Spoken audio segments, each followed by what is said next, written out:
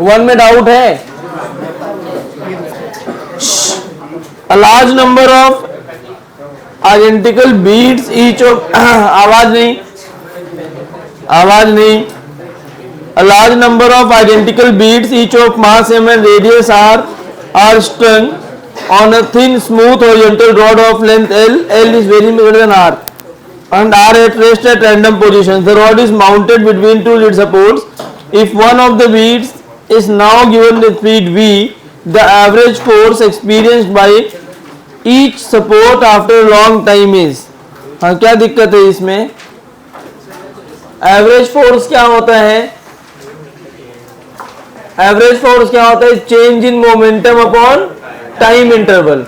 Long time का मतलब T infinity हो गया. लॉन्ग टाइम यही होता है ना. बस रख दो delta P by delta T में, आंसर आ गया. समझे? या तुम डेल्टा पी निकाल सकते हो. एक बीट को वी वेलोसिटी दिया है तो सारी बीट को वेलोसिटी मिल जाएगी ना. सब आइडेंटिकल है.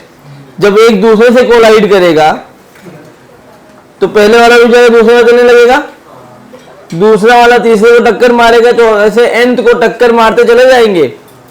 तो एवरेज वेलोसिटी में क्या लिखोगे? सब जाएंगे तो एक ही डायरेक्शन में.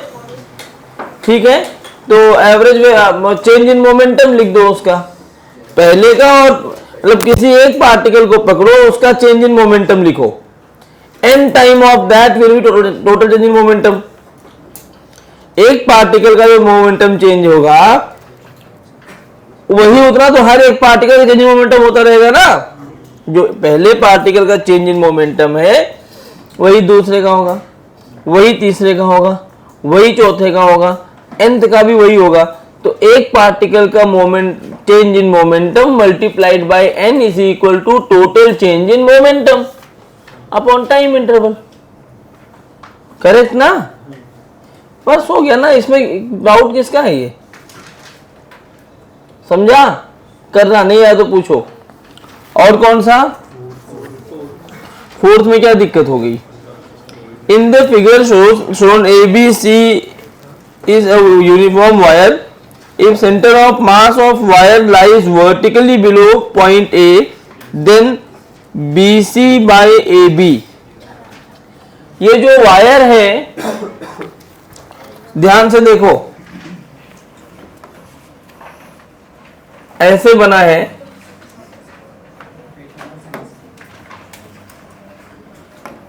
ए बी सी, बीच का एंगल दिया है 60 डिग्री. अच्छा, ये यूनिफॉर्म वायर है ना. कुछ बोला नहीं है तो यूनिफॉर्म ही मान लेते हैं. बोला? अच्छा, यूनिफॉर्म वायर. ओके, साइड का कुछ नहीं बोला है. BC बाई ए बी वही साइड का ही पूछा है. BC बाई ए बी, इसको मैं x मान लेता हूं, इसको मैं y मान लेता हूं. तो अगर मान लो वायर है तो मास पर यूनिट लेंथ कितना हो गया? लैम्डा. तो ये जो AB वाला वायर है, इस AB वाले वायर का सेंटर ऑफ मास कहाँ आएगा? यहां पे. ठीक है ना? और ये मास मैंने m1 मान लिया तो m1 की वैल्यू लैम्डा इंटू वाई. इस BC वाले पार्ट का मास यहां पे आएगा, इसको m2 मान लिया तो ये हो गया lambda into X. Centre of mass in दोनों का कहां बता रहा है? कह रहा है कि इस वर्टिकल लाइन पर कहीं पर एग्जिस्ट करता है. सही है ना? एक काम कर लो, इसको मैं मान लेता हूं ओरिजिन. मान सकता हूं मैं. तो ये 60 या 90, तो ये कितना हो जाएगा? और ये डिस्टेंस कितना है? तो यार अब इस पॉइंट का x और y कोऑर्डिनेट निकाल सकते हो ना.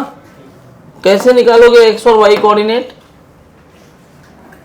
इस पॉइंट से इतना नीचे आके फिर इधर गए होगे और ये डिस्टेंस कितना है y/2, तो ये कितना हो जाएगा, और ये y/2 sin 30। और ये जो वर्टिकल लाइन की बात आपको ये जो वर्टिकल लाइन की आपको बात कर रहा है, ये बहुत क्लोज पूछा है कि ये कैसे क्लोज होंगे, यही पूछ रहा है ना। अच्छा, अपने को ये भी नहीं पता है कि ये लाइन, ठीक है कोई नहीं, मैं ये मान लूँ ये यहीं पे है सीधा, रफली खाली बोला ना तुम्हें, तो रफ एस्टिमेशन के लिए मैं यहाँ मान लेता हूँ इसी पॉइंट पे आ गया। अगर ये इस पॉइंट पे है तो इसका कोऑर्डिनेट कितना होगा, क्या ये वाली लाइन होगी इसकी कोऑर्डिनेट, इसके लिए कोऑर्डिनेट ये लाइन, और ये लाइन होगा कितना, ये y के टर्म्स में लिखना है तो y के टर्म्स में लिख दो, वो x के टर्म में लिखना है तो x के टर्म में भी लिख सकते हो। कैसे, ये x/2, ये डिस्टेंस कितना sin 60 ना, सही है ना, तो ये डिस्टेंस पूरा कितना हो जाएगा x/2 sin 60। सही बात है, कोई दिक्कत, बस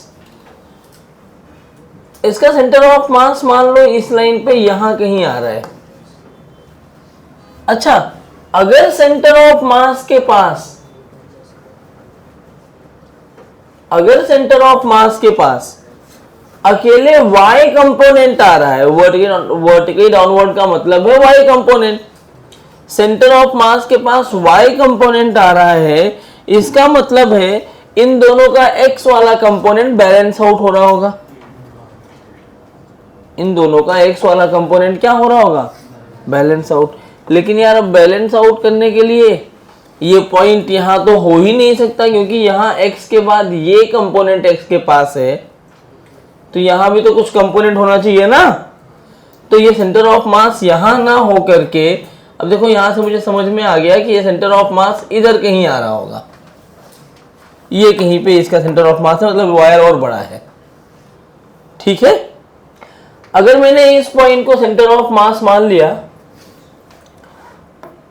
ये हमारा ओरिजिन है, तो मैं नीचे कितना आऊंगा, इतनी लाइन नीचे आऊंगा, विच इज x/2 sin 60, और इधर कितना जाऊंगा मैं,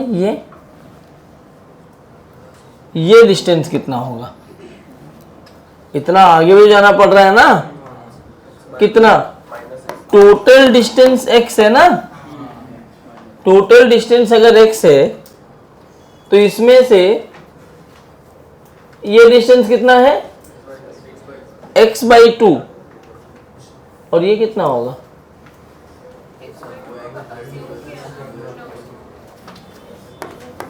x/2, ये पूरा डिस्टेंस होगा ना, तो ये भी x/2 नहीं हो पाएगा, y कंपोनेंट चाहिए नहीं अपने को, x कंपोनेंट चाहिए। देखो क्या कर सकते हैं,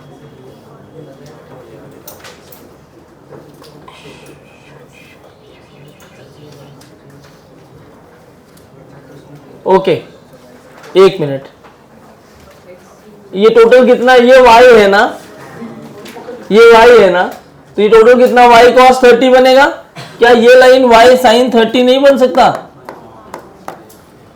तो ये वाला जो डिस्टेंस है ये कितना हो जाएगा, x/2 माइनस y sin 30, और ये इसके x कंपोनेंट के बराबर होना चाहिए y/2 sin 30 के, x और y का रेशियो पूछा है तुमसे, कितना आएगा देखो, x/2 minus y/2 is equal to y/4, ठीक है क्या, y प्लस y/2 कितना होता है, 3y/2, तो x/y हो जाएगा 3/2, मतलब अप्रोक्सीमेटली 1.5, रफ आइडिया लिया है मैंने। आंसर क्या दिया है,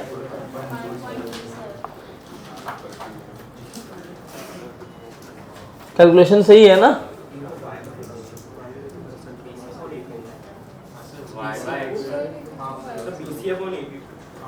अच्छा BC/AB पूछा है, तो x/y पूछा है ना, BC/AB, तो x बाई वाई तो निकाला है।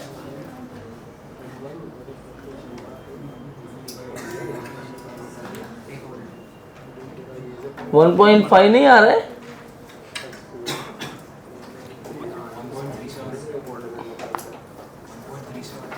कैसे आया? कैलकुलेशन किया तुमने? बात तो एक ही होगी, कहीं भी और। ओह हाँ हाँ ठीक है समझ गया मैं। क्या हुआ है ना, इनको जो 1.3 सी 1.37 आया है ना, ओरिजिन चेंज करके आया है। एक्चुअली याद करो, हमने भी पढ़ा था, आंसर ये भी सही है, लेकिन जब कुछ नहीं बोला है तो हमने भी तो पढ़ रखा है ना कि जब कुछ नहीं बोलता तो हम कौन सा डिस्टेंस लेते हैं, इस पॉइंट को ओरिजिन मानते हैं, याद करो ट्रायंगल वाले क्वेश्चन को। तो ये हमारा ओरिजिन है। तो एक काम हम ये कर सकते हैं, कुछ नहीं करने की जरूरत है। तो यहाँ से जो ये वैल्यू आ रही है ना x बाई वाई की, ये वैल्यू है। यहाँ x को मैं लिख सकता हूँ 1.5y, यहाँ रख दो भाई। ये यहाँ से ये डिस्टेंस कितना है, छोड़ो, ऐसे कर लो। 1.5 फ्रॉम टॉप, ये 60 है, ए बी सी ना, इसको ओरिजिन मान लो। ठीक है, बात एक ही है, दोनों में कोई डिफरेंस नहीं है। ये x है, यहां इसका सेंटर ऑफ मास आएगा,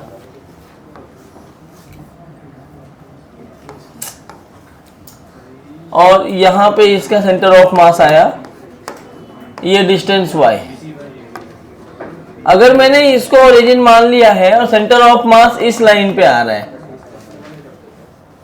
ठीक है, तो सेंटर ऑफ मास के पास जो कोऑर्डिनेट आना चाहिए, आवाज नहीं, सेंटर ऑफ मास के पास जो कोऑर्डिनेट अब इस केस में आना चाहिए, वो इतना तो x का कोऑर्डिनेट लेके आएगा ही आएगा। और यह है कितना, y sin 30, क्योंकि ये वाला एंगल 30 ना, तो ये y sin 30 इस लाइन पे आएगा। सेंटर ऑफ मास का x कंपोनेंट कितना आना चाहिए, y sin 30, ठीक है। और इसका मास यहाँ पे जो m1 लिखा मैंने, वो जाएगा लैम्डा इंटू वाई। इस पॉइंट का क्या कोऑर्डिनेट होगा, x कोऑर्डिनेट देखो, y कोऑर्डिनेट छोड़ दो,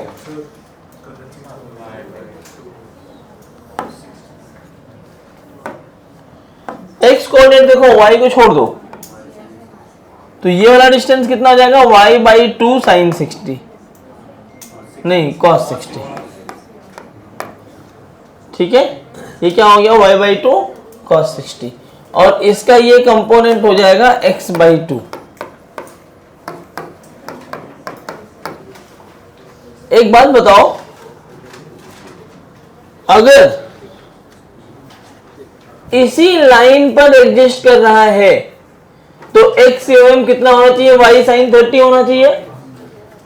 क्या मैं ये फॉर्मूला लगा दूं, x एवं is equal to m1 x1 m2 x2 upon m1 plus m2। तो y sin 30 का मतलब y बाई 2, m1 कितना है लैम्डा इंटू वाई, x1 की वैल्यू है y बाई 2 cos 60, करेक्ट ना, प्लस m2 कितना होगा लैम्डा इंटू एक्स, ठीक है ना, ये बीसी वाले रॉड के लिए, into x by 2 upon lambda y plus lambda x. इसको तुम्हें सॉल्व करना पड़ेगा, सॉल्व करके तुम्हें वैल्यू कैलकुलेट करनी होगी एक्स और वाई की। तो वाई वाई एक्स कैंसिल हो गए, यहां से वाई वाई, सॉरी नहीं हो रहा है,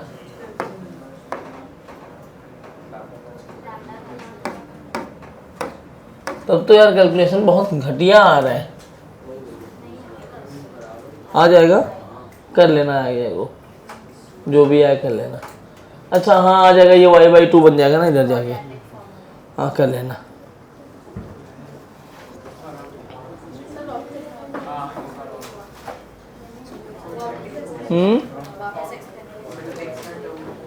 भाई अगर मैंने इसको ओरिजिन लिया तो सेंटर ऑफ मास इस लाइन पे लाई करना है, तो इसका x कंपोनेंट कितना हुआ y sin 30, x has to be y sin 30, m1 का x component is y by 2 cos 60, m2 का x कंपोनेंट यहाँ पर जो टोटल मास है it is lambda into x, इसका कोऑर्डिनेट x by 2, 0।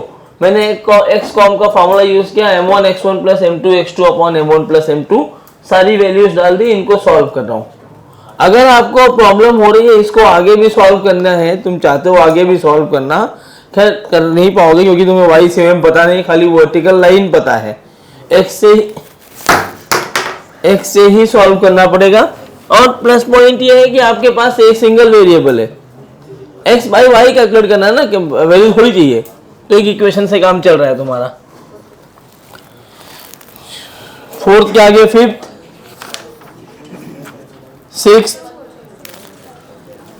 सिक्स में डाउट है तुम्हें? आ गया सिक्स? पूछ लेना इसको, आया बता देगी। Seventh, eighth, change in momentum लगा दे बेटा, मोमेंटम कंजर्वेशन लगा दे या चेंजिंग मोमेंटम, उससे आ जाएगा। अच्छा इलास्टिक कोलिजन है ना, कंजर्वेशन ऑफ मोमेंटम लगाना है और E is equal to V2 minus V1 upon U1 minus U2 में E को 0 रखना है बस। इन इलास्टिक कोलिजन है। Seventh, eighth, ninth, tenth,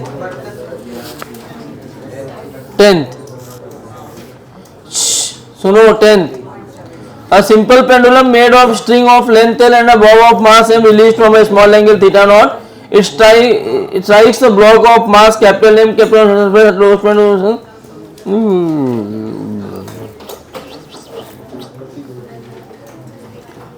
torque पढ़े, चलो ट्राई करते तुम्हें को समझाने को।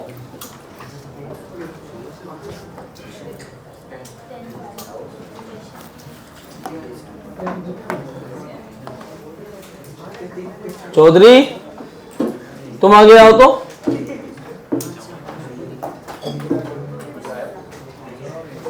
आज कौन नहीं आया? रुद्राक्ष नहीं आया क्या आज? क्या हो गया उसको?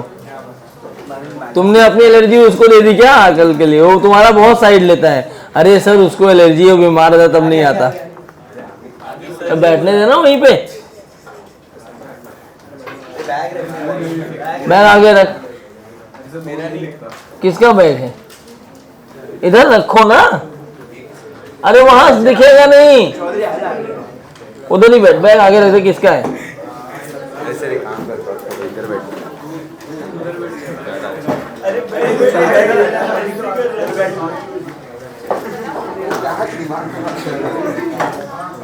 दिमाग है?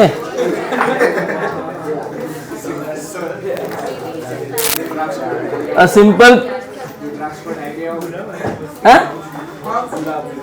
कैसे ऐसे कैसे?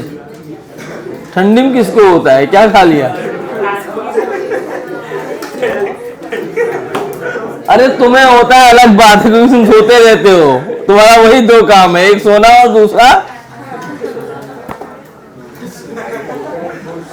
A simple pendulum made of, आवाज बंद। क्वेश्चन नंबर 10 अभी तक नहीं पूछे। M1 A1 plus M2 A2 upon M1 plus M2 formula लिखवाया ना एक्शन सेंटर ऑफ मास का, वही है। ए बच्चों आवाज मत करो, पहली बात एकदम चुप बैठो, एकदम चुप। A simple pendulum made of a string of length L and a bob of mass M is released from a small angle theta naught. It strikes a block of mass M kept on a horizontal surface at its lowest point of oscillation. देखो ये है,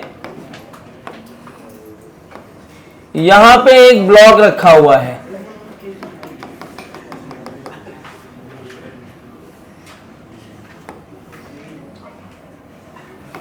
ये theta naught angle से ये छोड़ा गया और ये कैपिटल एम है, तो ये ऐसे जाता है, इसको हिट करता है।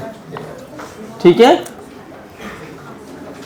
इलास्टिकली हिट करता है।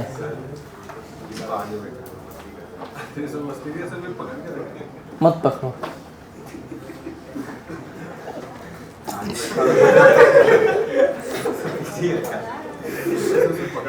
क्या इंटरेस्ट है तुम्हारा ये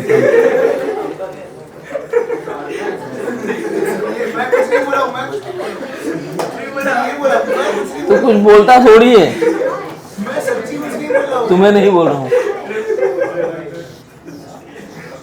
मैं बहुत कंट्रोल कर रहा हूँ, ये रिकॉर्डिंग लाइव है। सारंग ने अगर नहीं कट किया तो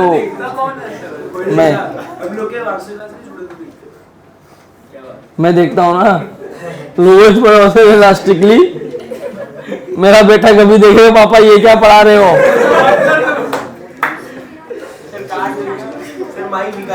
it bounces back and goes up to an angle theta, then m is given by।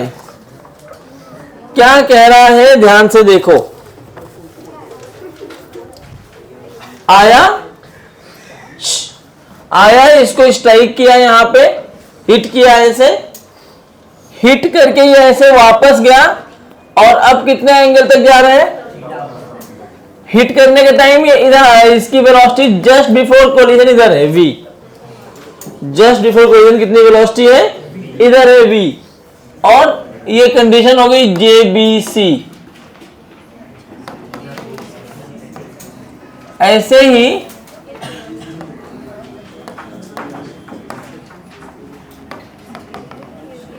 Just after collision क्या हुआ,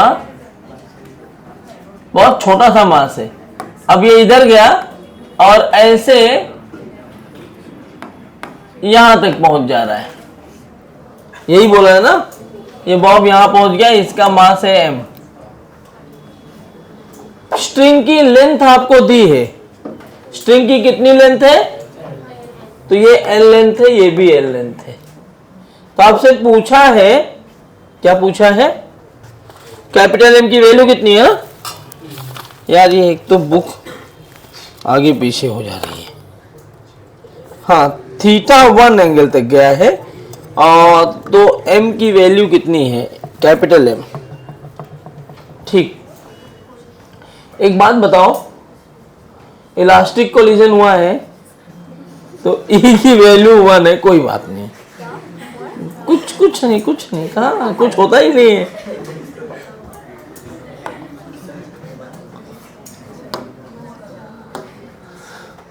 तो ये V जिससे वो टकराने आया होगा हॉरिजॉन्टल होकर के, उस अभी ना ये सवाल क्या है पता है, देखो ऐसे सवाल मेंस में आएंगे तो मेंस के लेवल पे ये टफ सवाल माने जाते हैं, लेकिन ये एडवांस के लिए बेसिक सवाल माना जाता है।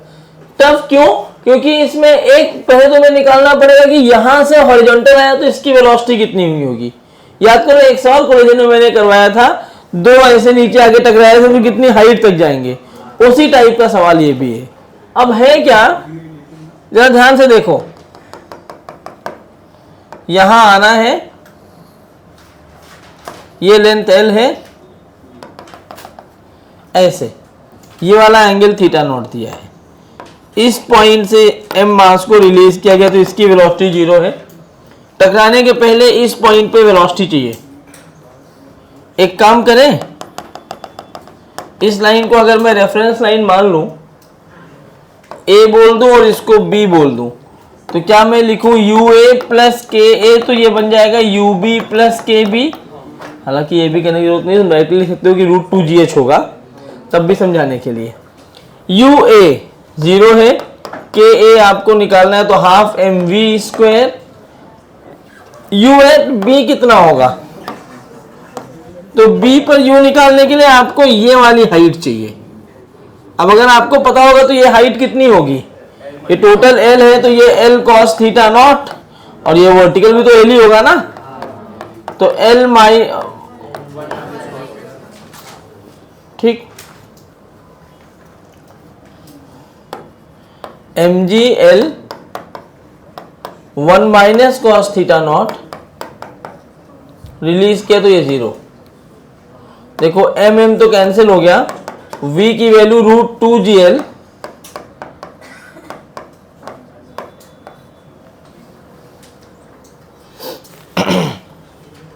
ठीक है ना, मतलब टकराने के पहले ये वेलोसिटी वो अपने पास रखा था, अब टकराने के बाद क्या वेलोसिटी होगी।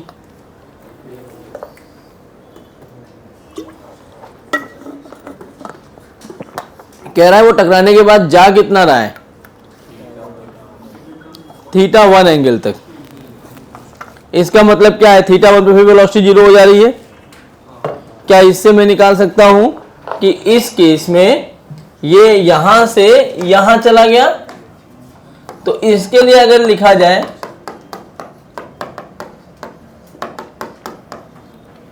तो क्या ये इसको फिर से रेफरेंस लाइन मानोगे,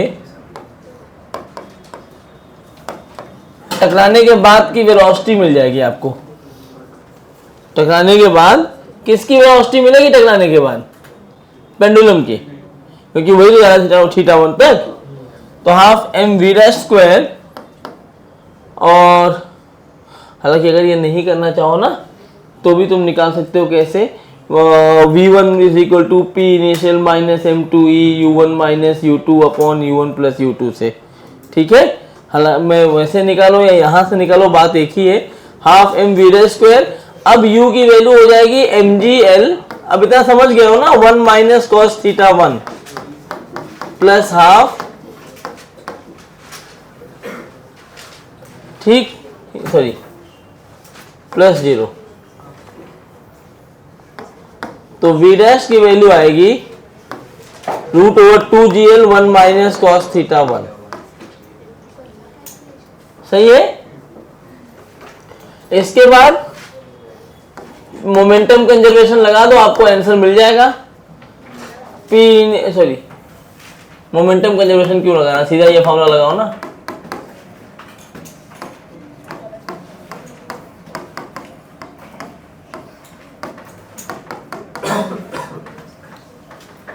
ठीक है, कोई दिक्कत।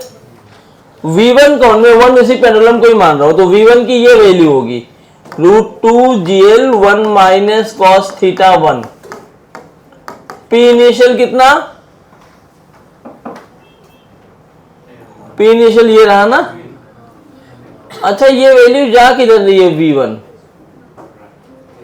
ठीक है, लेफ्ट में जा रही है, तो नेगेटिव लेना चाहिए बेसिकली, और उसकी v को पॉजिटिव ले लिया मैंने, तो P initial m into √2gl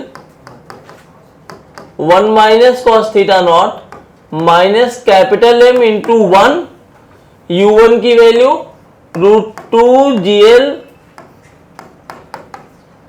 1 minus cos θ0 minus 0 u2 तो चल ही नहीं रहा था पहले, m1 प्लस m2।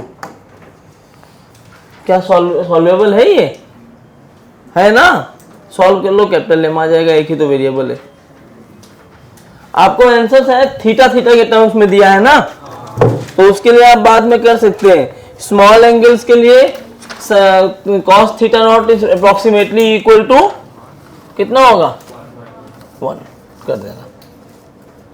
साइन θ0 होगा तो साइन थीटा होता है, sin theta is approximately equal to theta, tan theta is approximately equal to theta, cos theta is approximately equal to 1.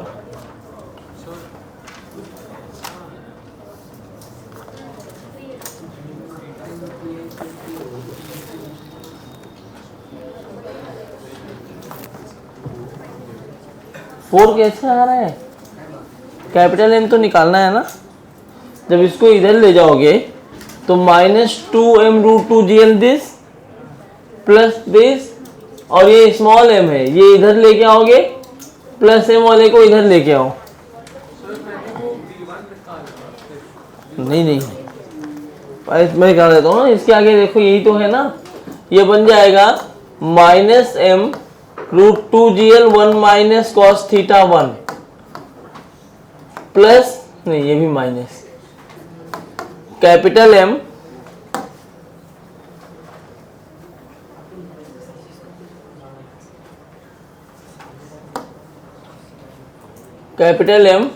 √2gl 1 minus cos θ1, और ये M √2gl1 minus cos theta naught minus m √2gl1 minus cos theta naught. Correct ना? Capital M चाहिए तो इसको इधर लेके जाओ, इसको इधर लेके आओ, तो ये हो जाएगा माइनस m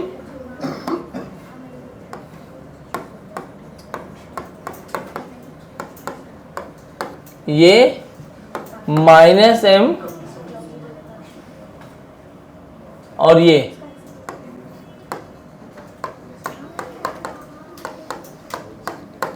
अब इसको इधर लेके आओ, कॉमन आ जाएगा m कैंसिल हो रहा है क्या?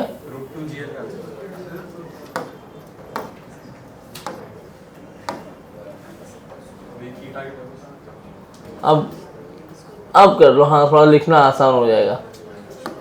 Minus m √1 minus cos theta 1 यही होगा ना, और minus m √1 minus cos theta naught.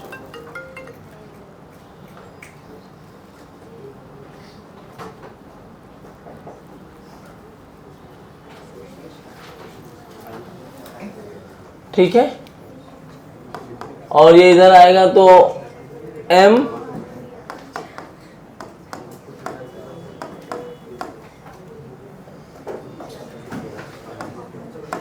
Minus m √1 minus cos theta not. यार स्क्वायरिंग बोथ साइड तुम्हारा देखो रूट हट जाएगा, दोनों साइड स्क्वायर नहीं हट पाएगा क्या? अब आगे सिंप्लीफाई करना है, कर लेना, मैं नहीं कर रहा हूं, m निकालना है।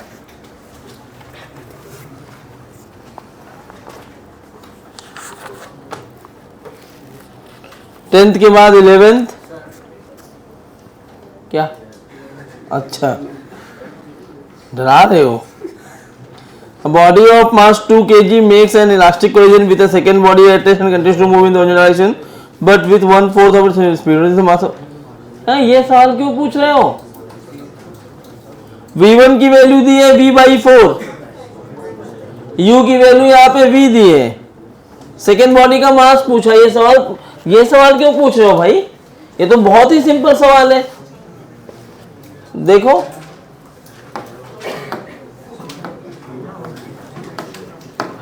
टू kg की बॉडी इलास्टिक कोलिजन करती है सेकेंड बॉडी जो रेस्ट में है और 1/4 ओरिजिनल स्पीड से जाने लगती है, तो v1 की वैल्यू u/4 दिया है, u1 की वैल्यू u दिया है, u2 की वैल्यू 0 दी है, e की वैल्यू 1 दिया है। क्या दिक्कत है? तो v1 is equal to p initial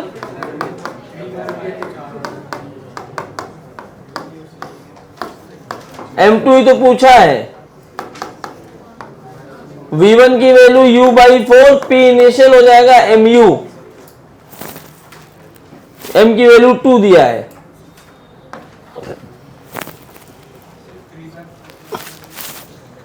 to you minus m2 पूछा है, इसको m ले लो, u1 माइनस u2 किया तो u माइनस 0 अपॉन m+2। इसको इधर ले जाओ, सॉल्व करो, तो mu plus 2u is equal to 8u minus 4mu। इसको इधर ले आओ तो 5mu is equal to 6u, u cancel, m की वैल्यू 6/5। तो गलत आना था ना? ये तो बहुत ही सिंपल सवाल दिया है।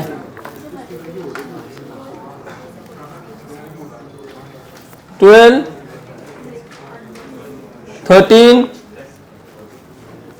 14 15 a man 50 kg his and 20 kg are standing on a friction each is mass so starts momentum conservation लगा दो दोस्त। हाँ हाँ, और इसमें जो स्पीड दिया है वो with respect to the man दिया है, तो उसको सरफेस के रिस्पेक्ट में निकालना पड़ेगा। Momentum is frame dependent. 15 लो 15 तक ही किया आज, आगे अगले लेक्चर में।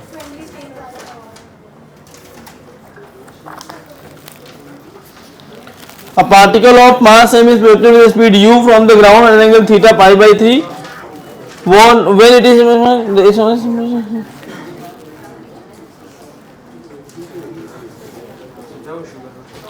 पहले कोलिजन का फार्मूला लगाओ, किधर गई?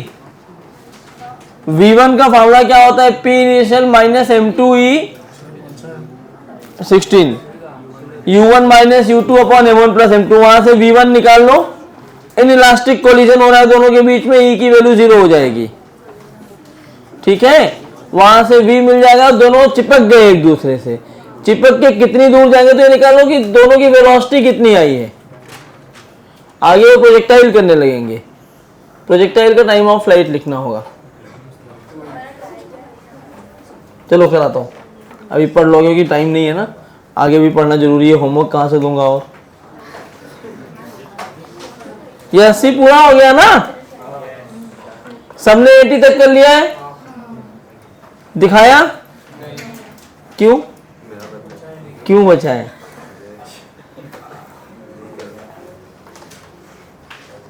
PYQ आपने देखा होगा तो 2-4-10 सवाल छोड़ करके 80 सवाल में 2-4-10 ही टफ रहे होंगे, बाकी तो ठीक ठाक ही है।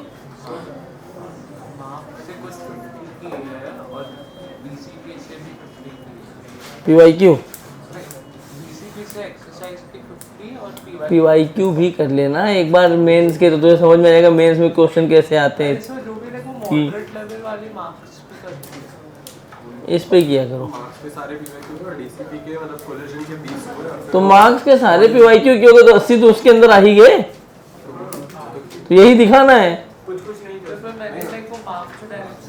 नहीं लाइक अनलाइक नहीं सॉल्व करके तभी लड़की होगे ना, तो जहाँ सॉल्व की होगी वो दिखा दो। नहीं पेपर में किया करो।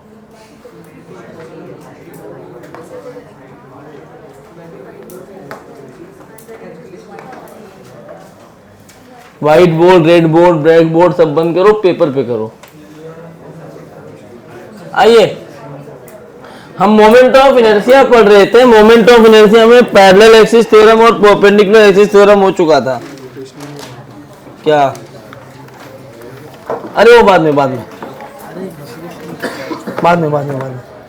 अभी नहीं, रोटेशन का भी होमवर्क नहीं दिया ना, तो बाद में।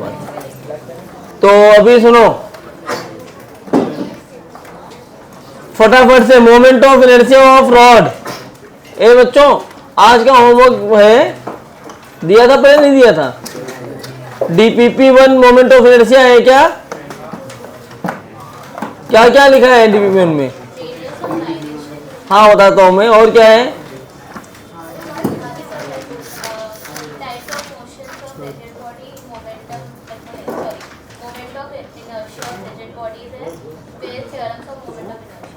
हाँ तो DPP1 करना है, एक्सरसाइज 1 में मोमेंट ऑफ इनर्शिया वाला पार्ट बताने वाला हूँ। अरे गधे कुछ नहीं है, इसका 2/5 mr² होता है।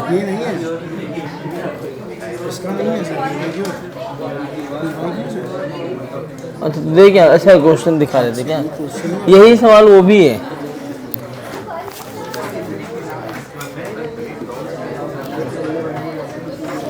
एक्सरसाइज के अंदर क्वेश्चन कल ही क्लास में DPP1 करके आना। तो फटाफट से रॉड का मोमेंट ऑफ इनर्शिया बोलो। नहीं मॉड्यूल करने के बाद करो जो भी करना है। हाँ DPP1 चलिए फटाफट से सुनिए। अभी मोमेंट ऑफ इनर्शिया हमने फट चुप रहो एकदम। मोमेंट ऑफ इनर्शिया उसको खड़ा कर दो। अरे घर जा, हाँ जा बाहर निकल,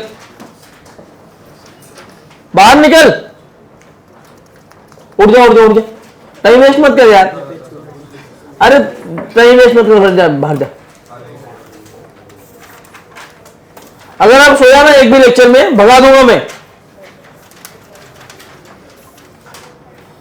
तो रॉड का moment of inertia about it centre of mass ml²/12। Ring का क्या होता है, कौन से mr²/2 नहीं होता, mr², कौन से एक्सिस के अबाउट, पासिंग थ्रू, जेड मत बोला करो, passing through centre of mass perpendicular to plane. Disc का किस एक्सिस के about, perpendicular to plane, passing through, बराबर ना। और हॉलो स्फीयर का कौन सी एक्सिस के अबाउट, किसी भी एक्सिस के अबाउट जो सेंटर ऑफ मास से पास हो रही हो। सॉलिड स्फीयर 2/5 कौन से एक्सिस के अबाउट, कोई भी एक्सिस जो सेंटर ऑफ मास से पास हो रही हो, ये याद रखना है। हॉलो कोन mr²/2, कोई भी एक्सिस जो उसके सेंटर ऑफ मास से पास हो रही हो। सॉलिड कोन 3mr²/10, ये भी कोई भी एक्सिस जो सेंटर ऑफ मास से पास हो रही हो। Triangular plate about it's base mh²/6, where h is the perpendicular distance। Rectangular plate ml² + b²/12, ये वाला याद रखना है। कौन सा है ये, passing through centre of mass perpendicular to plane. और स्क्वायर प्लेट का ma²/6, ये याद रखना। 12 हमने इस एक्सिस के अबाउट लिखा था, हम जो याद रख रहे हैं वो किसके अबाउट याद रख रहे हैं, passing through centre of mass perpendicular to plane.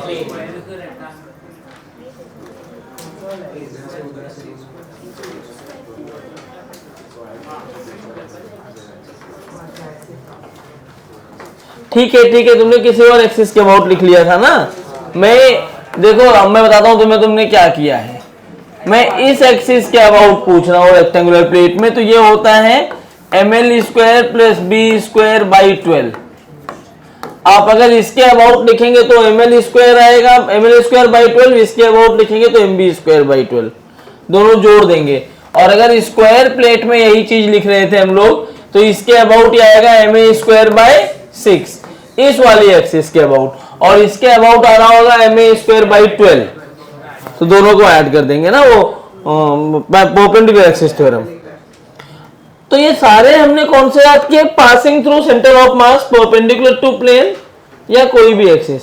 इसके अलावा जो और भी कोई भी एक्सिस हुआ, इसके अलावा किसी और एक्सिस के अबाउट पूछे तो हम क्या यूज करते हैं, पैरेलल और परपेंडिकुलर एक्सिस थ्योरम। याद रहेगा सबको। आइए आगे बढ़ते। अब एक लास्ट टॉपिक है, परपेंडिकुलर क्वेश्चन हो गया था ना परपेंडिकुलर पे, वो सेमी सर्कुलर रिंग वाले 2mr², आपने आंसर दिया था, मैंने गलत काट दिया था। ठीक, अब आगे देखिए कैविटी प्रॉब्लम।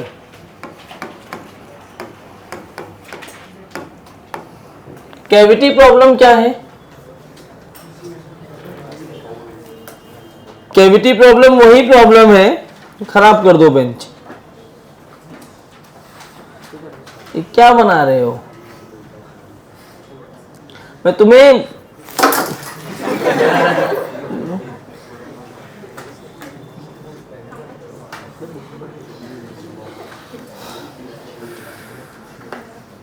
बहुत कंट्रोल कर रहा हूं, मैं बता रहा हूं, मैं नहीं भगाना चाहता तुम लोगों को बाहर, नहीं तो मैं बाहर भगाना स्टार्ट कर दूं।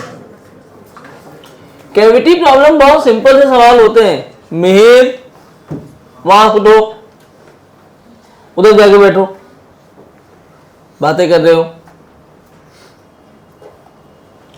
कैविटी प्रॉब्लम में क्या होता है, सेंटर ऑफ मास की कैविटी क्या था, कुछ पार्ट रिमूव कर लेते हैं या कुछ पार्ट ऐड कर देते हैं, वैसे यहां भी करते हैं, लेकिन ये और टफ इसलिए हो जाता है क्योंकि यहां पे एक्सिस के अबाउट चीजें बदलती रहती है ना। जैसे मान लो एक डिस्क लिया मैंने, जिसका कौन कर रहा है, कहाँ है,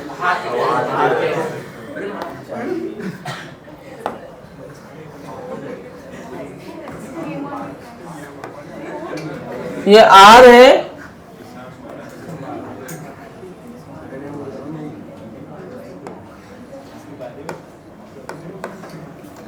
ये r/2 है, इसके अबाउट में पूछ रहा हूं, ये O पॉइंट है। इतने पार्ट को मैं रिमूव कर दिया। मैंने कहा find moment of inertia of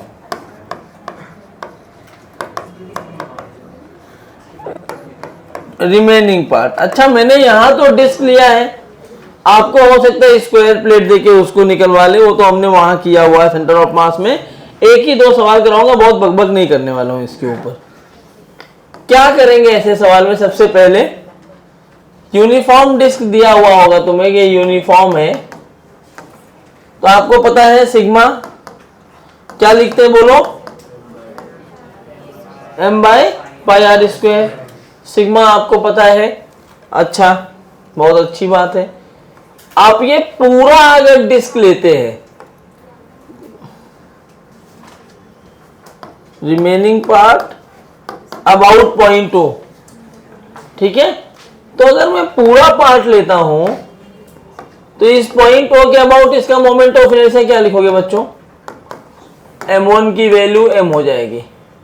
क्या ये बन जाएगा m1r²/2, इसका रेडियस। सही बात है क्या? थोड़ा लिखने के लिए मैं m1r1² लिखता हूं, तो I अबाउट O यहां से मिला अपने को, m1 की वैल्यू m, r1 की r। सही है क्या? इसमें से क्या इतना पार्ट निकाल रहे हो? जिसको निकालते हो उसको क्या करते हो? माइनस।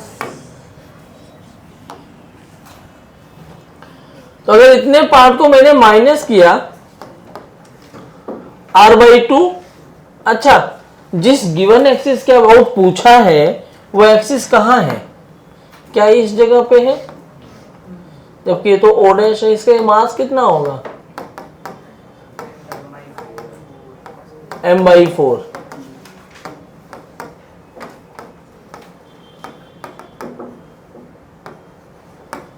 और इसको मैं r2 बोल देता हूं। अच्छा, ये O' है, तो I अबाउट O क्या लिखोगे भाई? इसके अबाउट तो पता है कि m²/2। इसके अबाउट लिखने के लिए कौन सा थ्योरम? Parallel axis theorem. तो क्या लिखेंगे? m2 r2²/2 plus m d²। आपको समझ में आ जाएगा, d मतलब परपेंडिकुलर डिस्टेंस। तो ये I अबाउट O कितना आया? m2 की वैल्यू m/4, r2 की वैल्यू r/2 प्लस m/4, ये m2 है, और d की वैल्यू r/2। मैं एक लाइन शॉर्ट को समझ में आएगा क्या? m/4, 4 जा 16, 2 जा 32, ये बन जाएगा mr²/32। और ये क्या बनेगा? mr²/16। 32 और 16 का एलसीएम 32, और मतलब ये बन गया 1। सही है ना? और ये बन जाएगा 2, 1 + 2, क्या ये आ गया 3 mr²/32।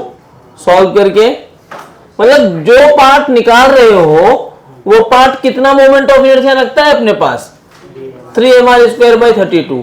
तो उतना पार्ट अगर निकालोगे तो अपना मोमेंट ऑफ इनर्शिया भी तो लेके निकलेगा ना। तो बचा वाला पार्ट कितना?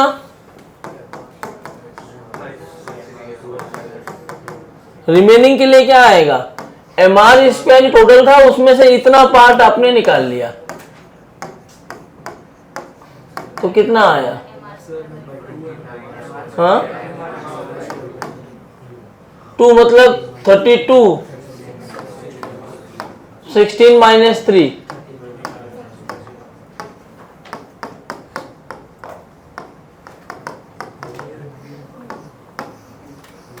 समझ आया क्या? और करवाओगे? एक में हो गया काम। अब स्क्वायर प्लेट करो, कुछ भी करो, यही होगा। मैंने क्या किया है, बचे हुए पार्ट को छोड़ दो, बचा हुआ पार्ट गया भाड़ में। मैंने ये मान लिया अगर इसको नहीं निकालता तो क्या होता? पूरा बताओ, इसको नहीं निकालता तो क्या ऐसा दिखता ये? तो इसका पूरा मास होता है m, ये आ गया अब अगर ये वाला पार्ट निकाल रहे हो तो ये निकला हुआ पार्ट क्या होगा, डिस्क ही तो होगा। इस निकले हुए पार्ट को यहां बनाया है, उसके बाद कैसा बचेगा उसको क्यों बनाना है, क्योंकि ये इतना निकाल देंगे, जो बचेगा उसका मोमेंट ऑफ इनर्शिया होगा। सिंपल मेथड है। बंद कर दो ना। ए इसका रिमोट किधर है बच्चों, लेके आओ ना यार।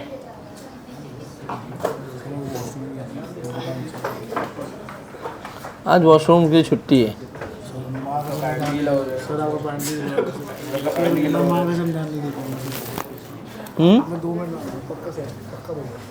तुम जाओगे 2-4 और निकल लेंगे। जाओ।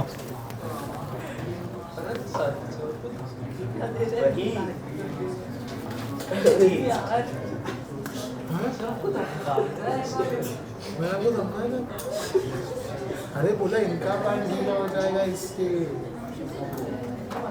वो गड़बड़ आदमी है, वो ज्यादा सुन लेता है।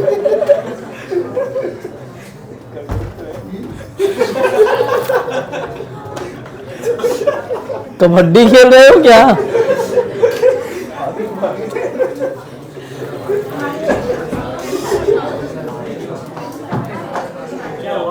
चौधरी बंद कर दो। संयम,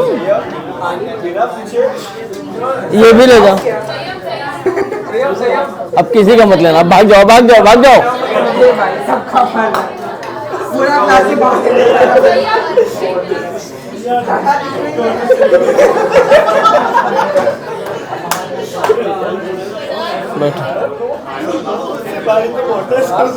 कम बंद कर दो, पानी गिर रहा है।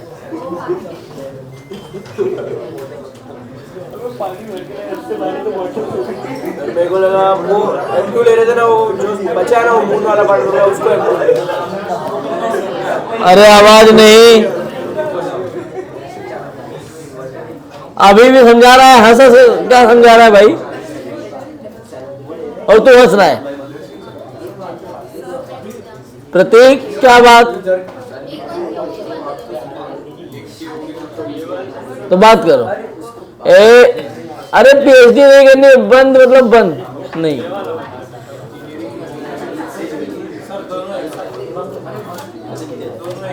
जाओ।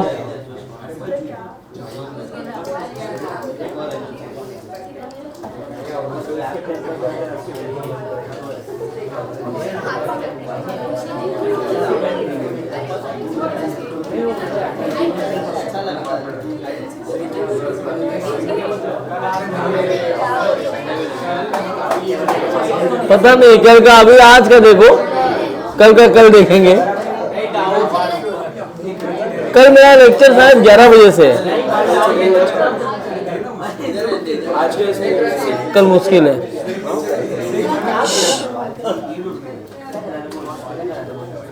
आवाज कृपया बंद करें। ये लिख चुके, नया टॉपिक बनाइए, radius of gyration. Gyration GYRATION।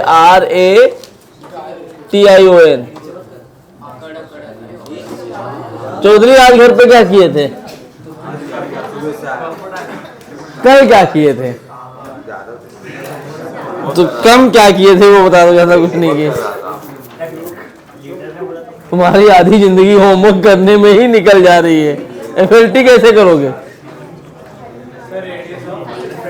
Gyration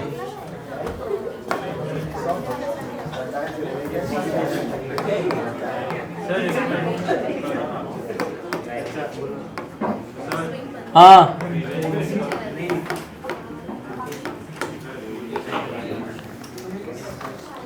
radius of gyration.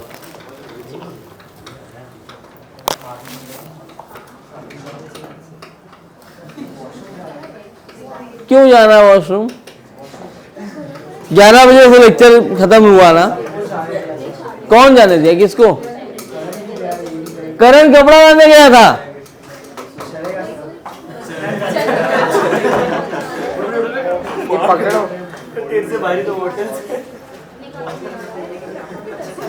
Thank you. अरे भाई हम क्या भर दिया इसके अंदर, एकदम ठंडा क्या? देख रहे हो एकदम ठंडा पानी भर दिया है। तू मार डालेगा मुझे। जा भाई।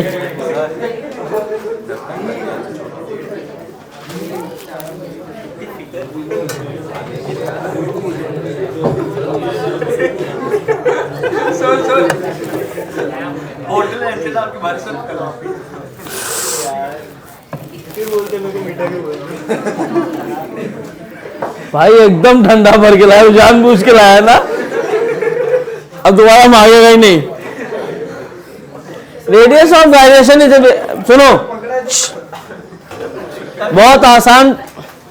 किसका हाथ पीछे से आया? मैं थोड़ी देर लूंगा इसका पीछे से आया। दोनों को भगा दूंगा अगर अब क्या मस्ती तो।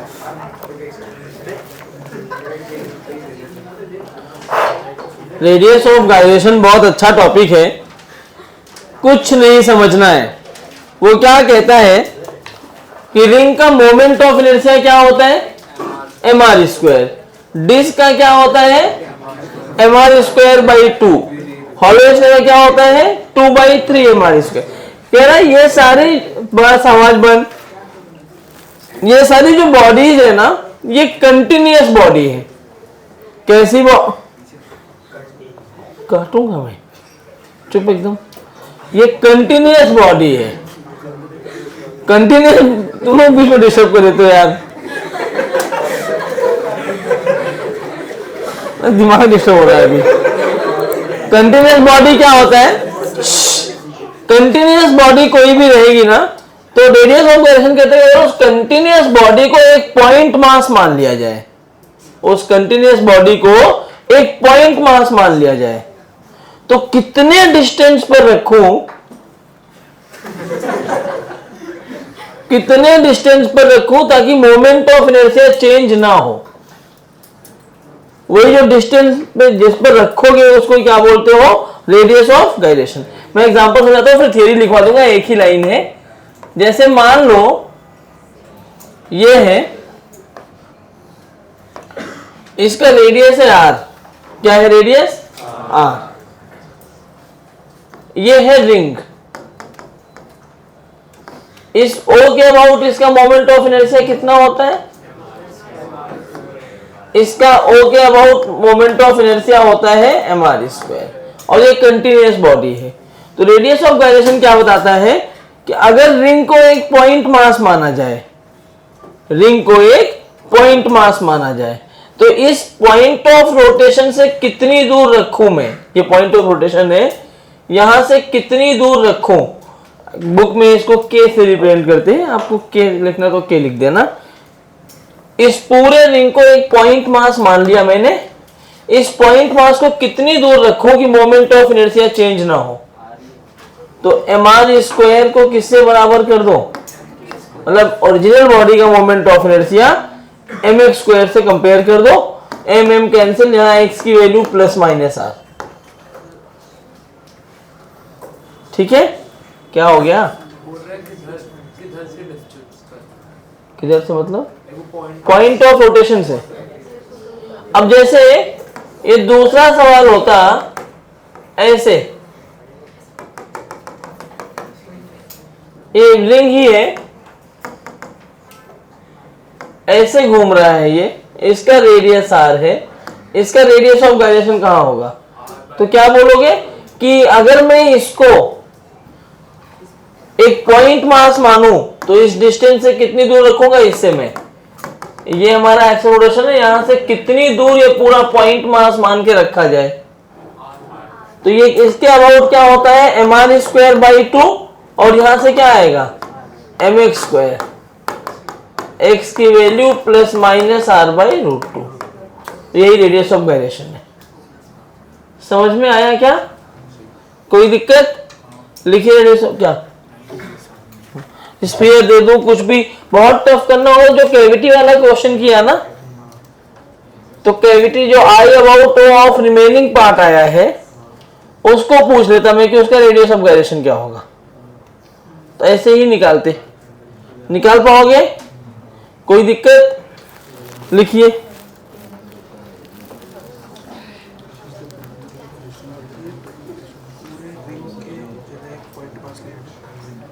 कितना दूर अपने ये पॉइंट था, जैसे रोटेशन पॉइंट ऑफ रोटेशन से कितना दूर हट रहे ताकि मोमेंट इनर्शिया से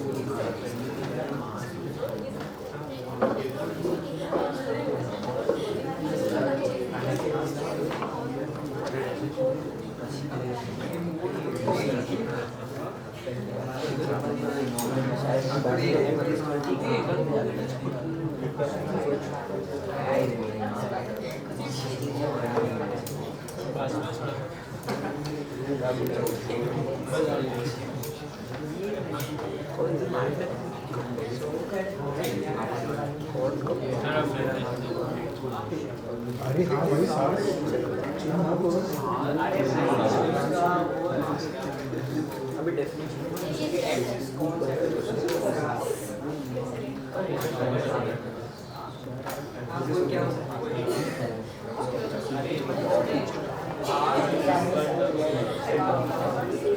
लिखो, it is the effective perpendicular distance,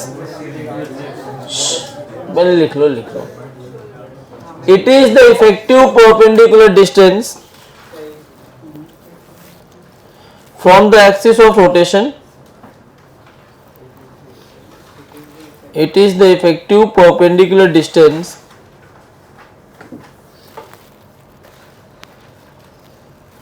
from axis of rotation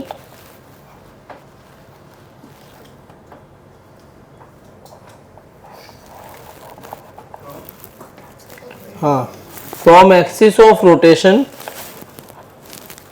to a point where the entire mass of the body, to a point where the entire mass of the body could be concentrated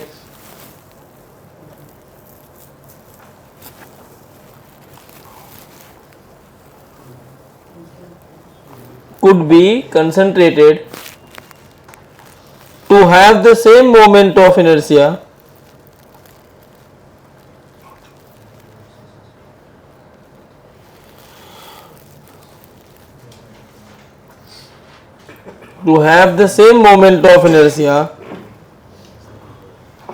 as the actual distribution of mass,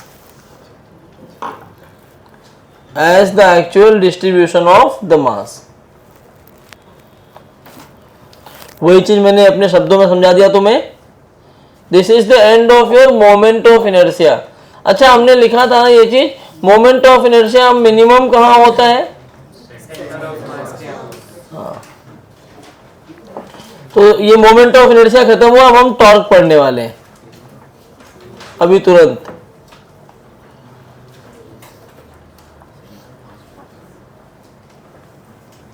centre of मास है भाई लोग। अब तो मेरा पढ़ाने पर से विश्वास ही उठ गया। मैं अभी डर रहा हूं कि आने वाले 2 साल के बाद कैसे पढ़ाऊंगा। अरे भाई, कल के लेक्चर में गिर चुका है। अब अच्छा, अभी भी गिर रहा है।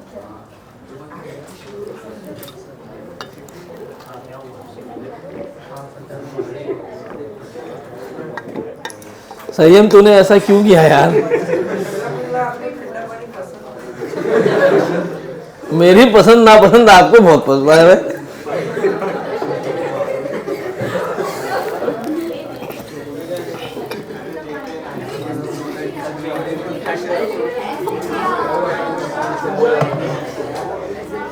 चलिए जाओ।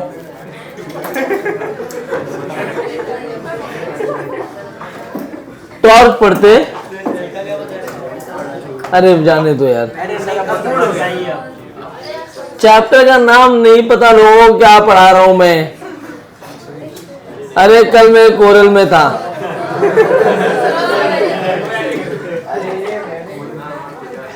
एक बच्चे को मैंने गलती से बोल दिया, मैंने कहा चल तुझसे कोई क्वेश्चन ही नहीं पूछूंगा, तो बोला चैप्टर कौन सा पढ़ा रहा हूँ? कह रहा सेंटर ऑफ मास तो पढ़ा रहे हो, और मैं यही क्वेश्चन कराया था। नहीं, नाम नहीं बताऊंगा। Chemistry, privacy. केमिस्ट्री में पूछा था केमिकल इक्विलिब्रियम चल रहा है, और तुम्हें पता है बच्चे था 3 लेक्चर हो चुका है आयनिक इक्विलिब्रियम का भी, अभी देखो केमिकल में अटका है, मैं इसका बताया ही नहीं। कह रहा सर इसमें आप समझ गए होंगे अब। तो ऐसे पाप लगता है ऐसे लोगों को पढ़ाने से, रोज गाली दे रहा होगा कि ये कहाँ शुरू आ जाता है यहाँ पर।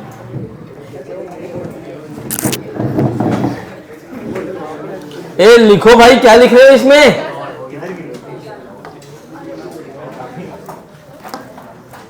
आओ बच्चों,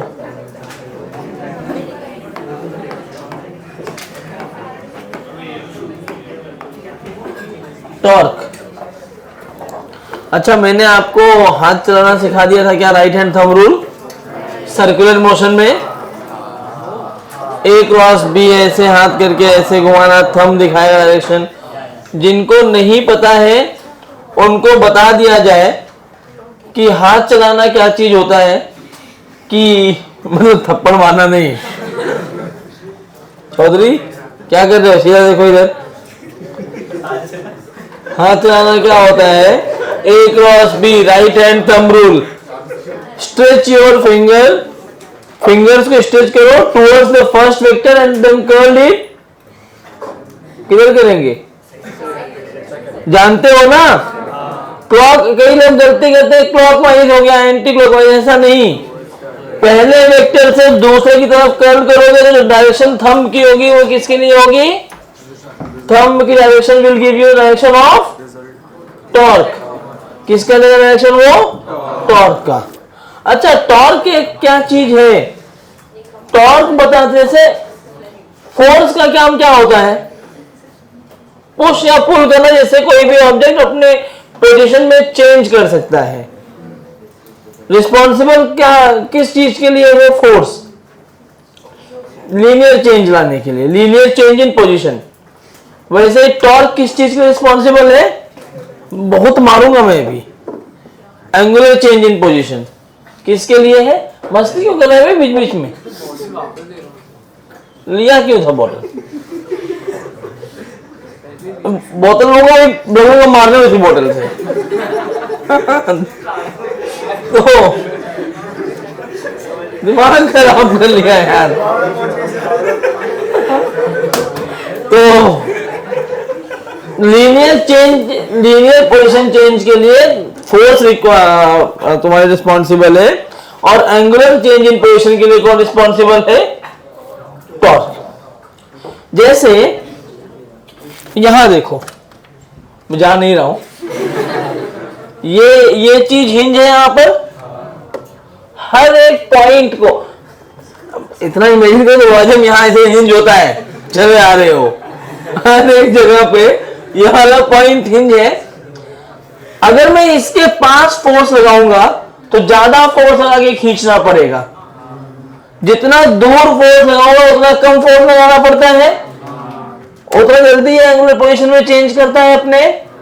तो टॉर्क एक बात पे ये डिपेंड करता है कि जो पॉइंट ऑफ रोटेशन है, पॉइंट ऑफ रोटेशन से कितनी दूर, पॉइंट ऑफ रोटेशन से कितनी दूर फोर्स का एप्लीकेशन है।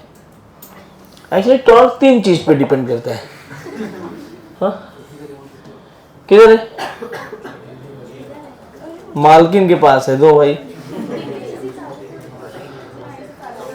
लाया हुआ चौधरी, और रिमोट वो रख ली, देख रहे हो, अधिकारों का उल्लंघन है ये तुम्हारे।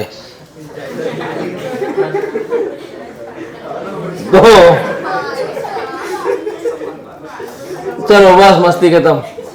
तो ये टॉर्क जो है, आवाज नहीं, एक्चुअली आप फोर्स के बारे में क्या बात करते हैं, फोर्स एक वेक्टर क्वांटिटी है, मतलब ये मैग्नीट्यूड पर डिपेंड करता है और डायरेक्शन पे डिपेंड करता है। जब टॉर्क की बात करते हैं ना, तो टॉर्क अकेले मैग्नीट्यूड और डायरेक्शन पर डिपेंड नहीं करता, ये मैग्नीट्यूड पर भी डिपेंड करता है, डायरेक्शन पर भी डिपेंड करता है, और साथ में point of application of force पर भी डिपेंड करता है। इसका क्या मतलब है, मैं तुम्हें समझाता हूं। ये बॉटल है,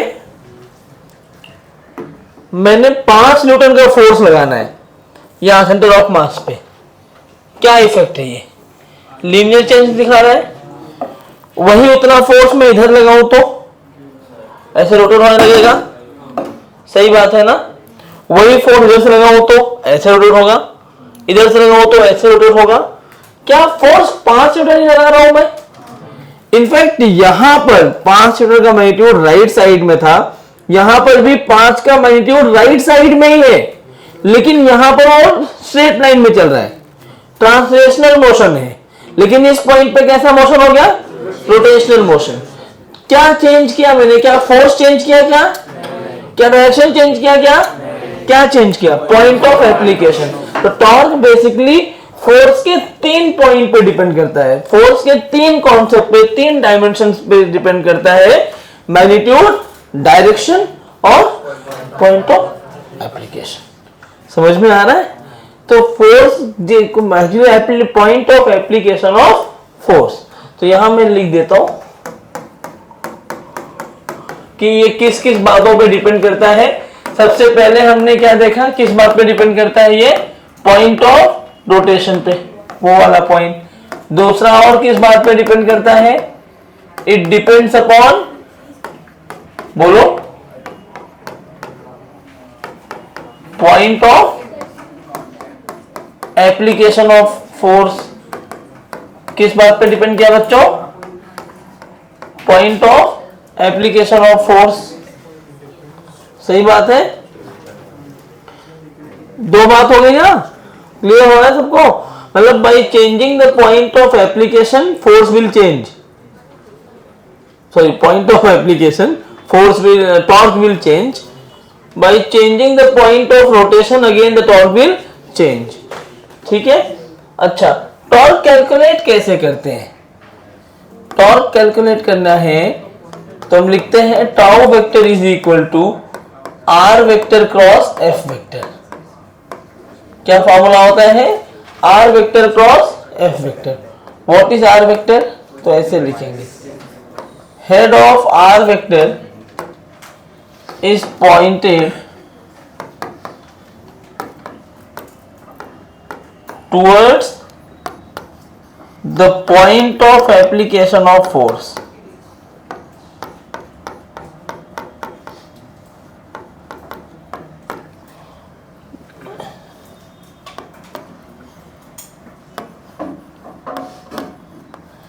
इसका मतलब क्या है? जैसे मान लो ये एक पॉइंट है O और यहां एक पॉइंट है P। इस P पॉइंट पे F फोर्स ऐसे लग रहा है, किधर भी लग सकता है, मैंने राइट साइड में लगाया है, ऐसे फोर्स लग रहा है। तो R वेक्टर कौन सा होगा? R वेक्टर होगा वो जो R और O और P को मिला रही होगी लाइन, ये, और ये R वेक्टर है।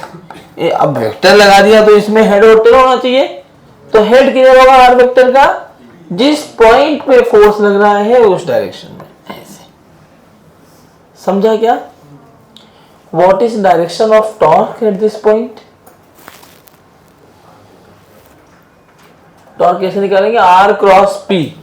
रखो आर, सब लोग हाथ रखो, R F, sorry R cross F.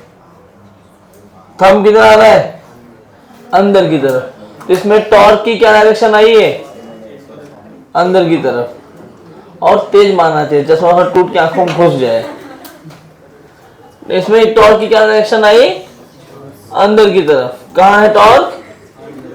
अब अपने कन्वीनियंस के हिसाब से हम सॉल्व करते हैं इसको, लेकिन इन जनरल जो अंदर की डायरेक्शन होती है इनटू द प्लेन की डायरेक्शन, उसको हम नेगेटिव लेते हैं। जो आउट ऑफ द प्लेन आएगा उसको कैसे लेंगे? अच्छा, ये तो हुआ बेसिक। मैं बार बार हर एक क्वेश्चन में ना आर क्रॉस एफ लिखने जाऊंगा तो ये बहुत डिफिकल्ट होगा एक्चुअली मेरे लिए। बार बार हर एक क्वेश्चन में अगर मैं ये लिखने गया तो ये मेरे लिए बहुत डिफिकल्ट होगा। सही बात है ना?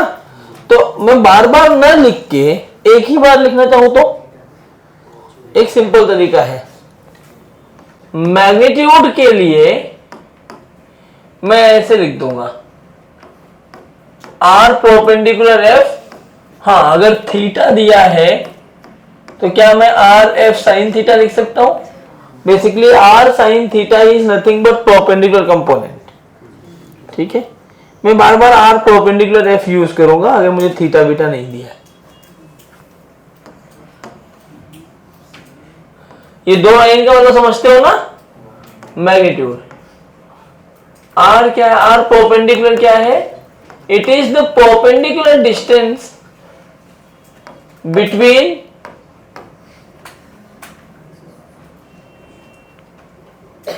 या ऐसे from point of rotation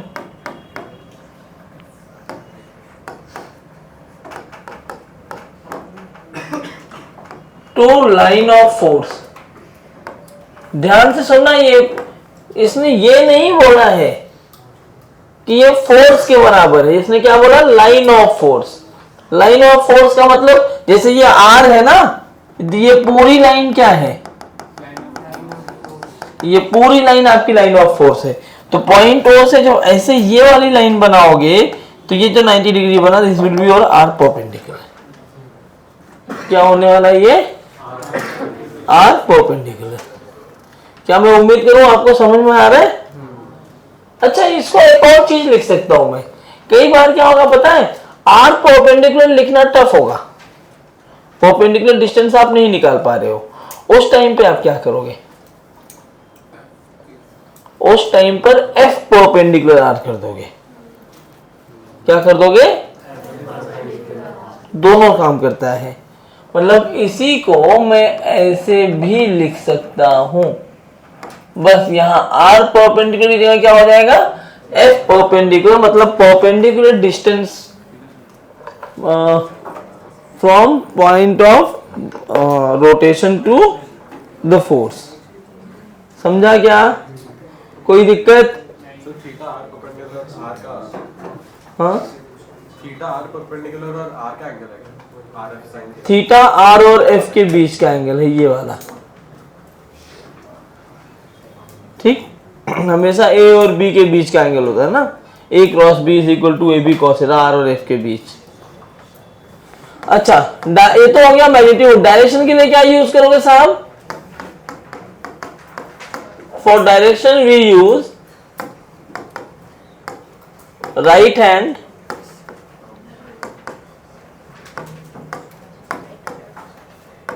thumb rule, जो अभी तुमने पढ़ा। ठीक है क्या? अब इसमें सवाल कैसे आते हैं? एकदम बेसिक बेसिक सवाल आता है। पहला सवाल है, फटाफट से कर देना, मैं थोड़ा अच्छे सवाल की तरफ बढ़ना चाहता हूं। F is equal to 2i cap minus 3j cap plus 4k cap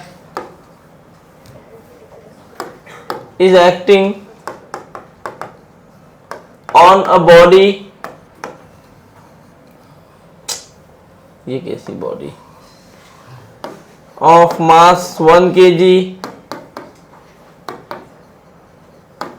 due to which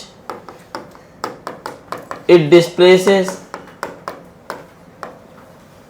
from 1,1,0 to 2,4,3 metre.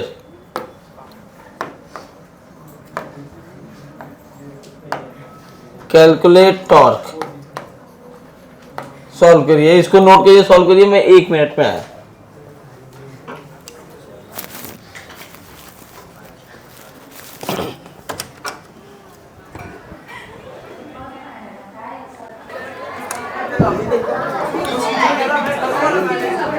बस आ गया क्या? आर को सेव करना था। आर को सेव कैसे करोगे? आर को सेव करना है,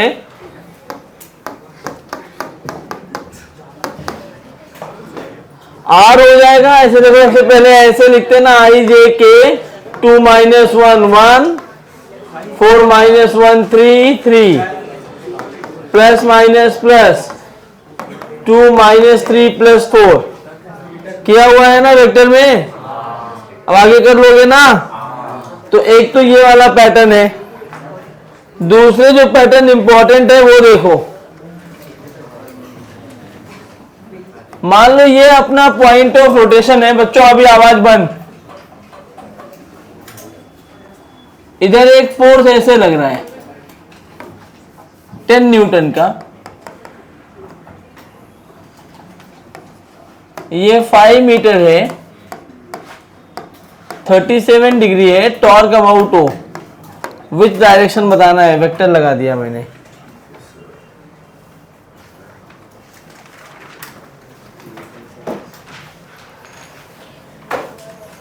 अच्छा एक चीज यहां लिखनी बाकी रह गई, यूनिट क्या होता है टॉर्क के लिए? Newton metre. क्वांटिटी कैसी है? नहीं, वेक्टर। एक्सेल में वो खाली ये वाला होता है, circular quantities, theta omega alpha बोल सकते हो, लेकिन आर क्रॉस एफ जो है वो सही डायरेक्शन दे रहा है ना तुम्हें, ये लिख लेना।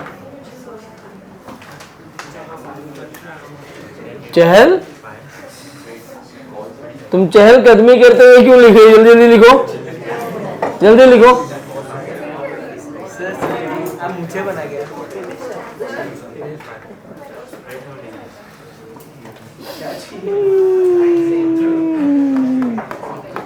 आई कैप ऐसे लिखो तो ये गायब हो गया, जादू हो गया, इसमें जादू हो गया। इसको मल्टीप्लाई करो, 12 माइनस 3 इंटू माइनस 3, फिर माइनस जे कैप, इसमें जादू, इसमें जादू, 4 माइनस 6 प्लस के cap minus 3 minus 6, cross multiply.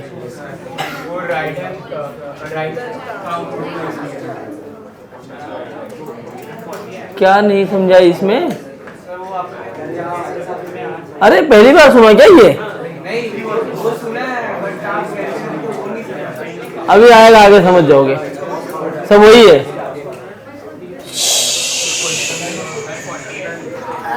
हाँ, डायरेक्शन, डायरेक्शन टॉर्क का डायरेक्शन होगा, चलाओ ना हाथ।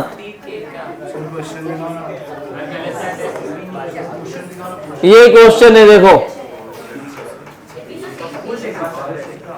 कोई बात नहीं यार, इतना तो मस्ती कर ही सकते हो।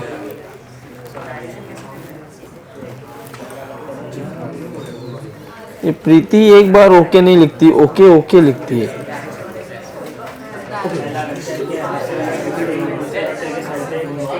में कोई इतनी बार पूछ चुका है, देखो अभी तक रटता हो जाना चाहिए।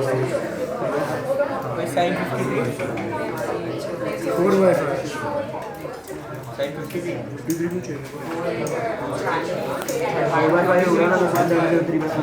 आया? हाँ देखो, आवाज नहीं यार, जल्दी जल्दी कर लेते हैं, मैं कपल पढ़ा देता हूं तुम्हें। कपल टॉर्क,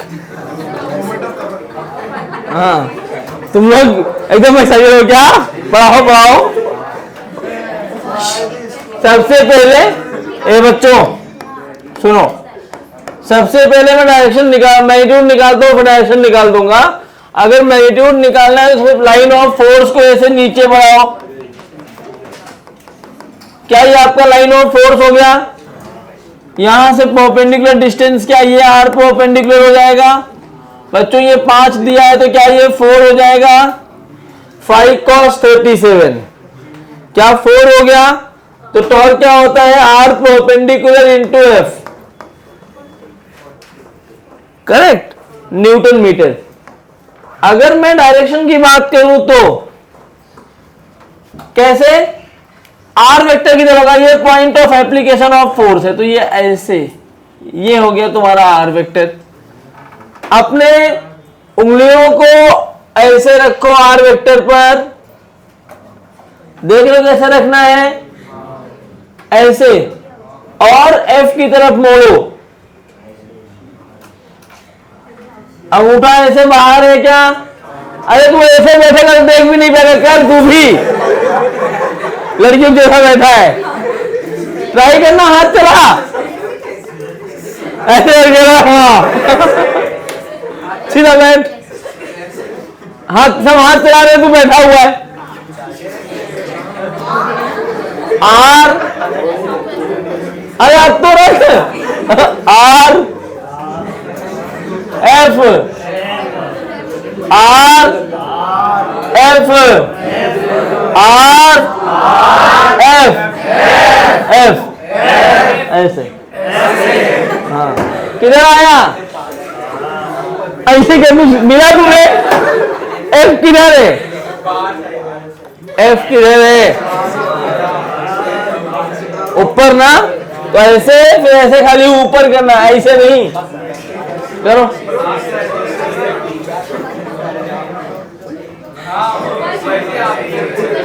मैं ऐसा नहीं कर रहा हूं, तुम्हारा ऐसा घूम गया सीधा, हाँ मिला? ये ऐसे direction, out of the plane को ऐसे बिंदी बना के गोले में पैक कर देते हैं। बिंदी जरूरत है तुम्हें? चाहिए तो बताना। चलो, और इनटू द प्लेन को कट कुट करके ऐसे गोले में पैक कर देते हैं, क्रॉस। चलो और कुछ सवाल देखो। टॉर्क बताना है, 20 न्यूटन है, ये 37 डिग्री है, ये 10 मीटर है। बताइए इस पे टॉर्क।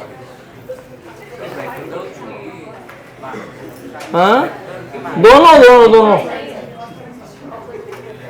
देखो तुम क्या किया करो, हमेशा ना वेक्टर ही बताया करो। हमेशा क्या बताओगे?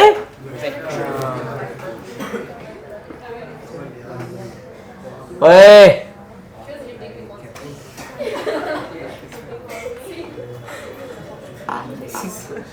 ऐसे बार बार मत मारो, एक ही बार मार डालो।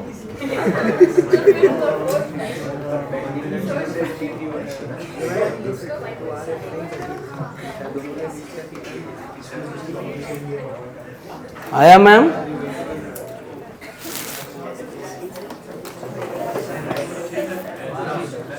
आया?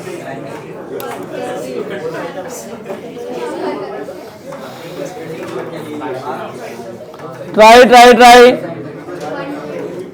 120।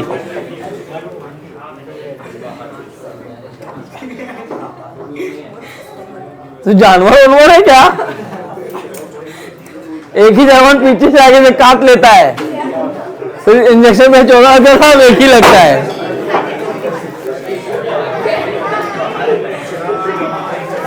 आओ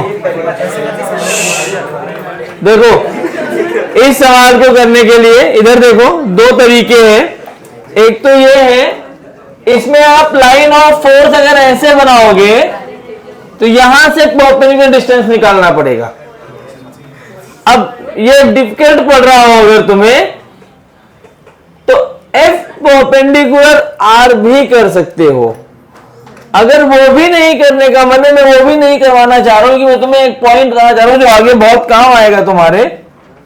वो पॉइंट क्या है देखो, अगर मैं इसके दो कंपोनेंट कर लूं, फोर्स जो दिया है इसके दो कंपोनेंट कर लूं, तो एक कंपोनेंट क्या बनेगा 20 cos 37, क्या दूसरा कंपोनेंट बनेगा 20 sin 37।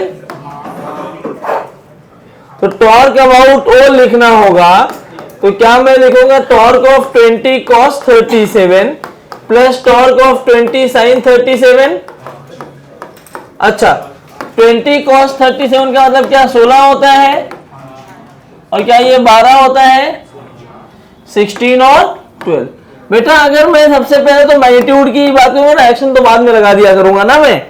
तो देखो 16 न्यूटन वाले को देखो अगर, तो इसका लाइन ऑफ फोर्स कहां है, ऐसे, तो आर परपेंडिकुलर 0 है 20 cos 37 के लिए। आर परपेंडिकुलर एफ लिखोगे और इसके लिए भी लिखोगे आर परपेंडिकुलर एफ, सॉरी ये नहीं आएगा, तो टॉर्क जो आया आर परपेंडिकुलर 0 है तो एफ कुछ भी होने दो, प्लस दूसरे में यहां पे देखो ये हमारा लाइन ऑफ मोशन है, परपेंडिकुलर डिस्टेंस कितना हो गया 10 और एफ कितना लगा है 12, डायरेक्शन आर एफ क्या बाहर आया, तो newton metre out of the plane, यहां से टॉर्क अबाउट हो आएगा 120 newton metre out of the plane. क्या आया torque 120 newton metre out of the plane. बच्चों इससे एक चीज मुझे समझ में आई, जो मैंने किया है ये इसलिए नहीं किया कि आप इसको सॉल्व कर पाए। आप देखिए मैंने ये सीखा कि 20 cos 37 कोई भी टॉर्क प्रोड्यूस नहीं कर रहा है। अगर आप ध्यान से देखें तो 20 cos 37 जा कहां से रहा है, क्या line of force is passing through point O and point O itself is a point of rotation. यहां से मैं ये बोल सकता हूं कि if the line of force is passing through the point of rotation then torque of that force will be 0। ये note point बना के लिख लो, बहुत काम आएगा, इसलिए ये क्वेश्चन दिया। If line of force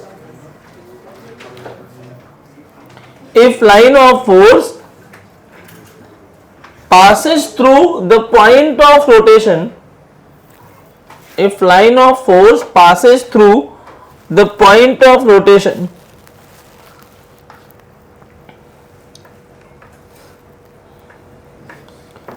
then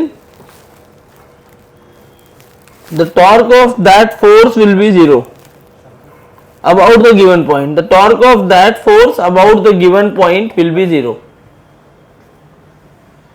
The torque of that force about the given point will be 0. याद रखोगे? तो आगे हम अभी इसी में बढ़ते हुए चल रहे हैं इक्विलिब्रियम की तरफ। तो जब इक्विलिब्रियम करेंगे तो इन सब चीजों का इस्तेमाल हो जाएगा। इस चैप्टर में सबसे इंपॉर्टेंट मोमेंट ऑफ इनर्शिया था, क्योंकि टॉर्क पढ़ोगे उसमें मोमेंट ऑफ इनर्शिया आगे चल के आने वाला है, जो अच्छे सवाल आएंगे। एंगुलर मोमेंटम पढ़ोगे वहां भी मोमेंट ऑफ इनर्शिया आएगा। CTRM पढ़ोगे वहां पर भी मोमेंट ऑफ इनर्शिया आएगा। प्योर रोलिंग पढ़ोगे वहां पर भी मोमेंट ऑफ इनर्शिया ही आएगा। तो तुम्हारा जान नहीं छोड़ेगा। अच्छा गिटार बजाते हैं आप, बिना गिटार के इमेजिनरी गिटार बना देती है वो। चलो कौन है जानू जानू, तुम्हारी जानू जानू चिल्लाए जा रहे हो कब से? ये तुम्हारी जानू है? सुनो अभी तेरे मुंह से मैं लिख चुके हैं। प्रतीक पांडे, ज्यादा बातचीत।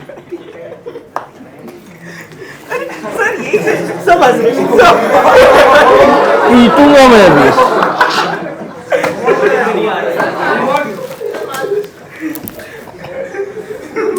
चलो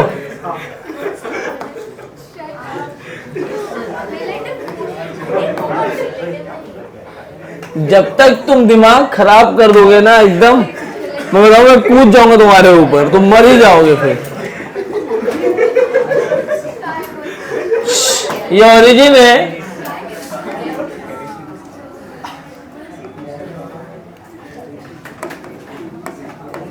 √2 मीटर पर 45 डिग्री पर एक फोर्स लगा 10 न्यूटन का।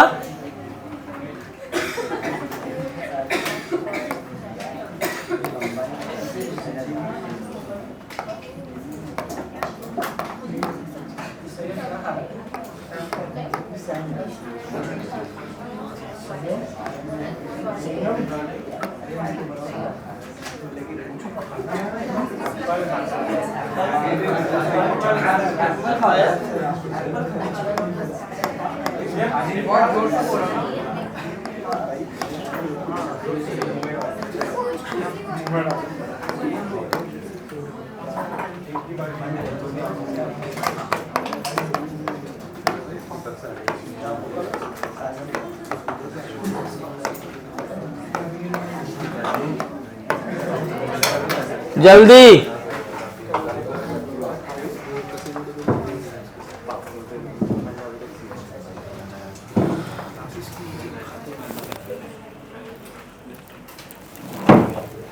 थकान हो गई।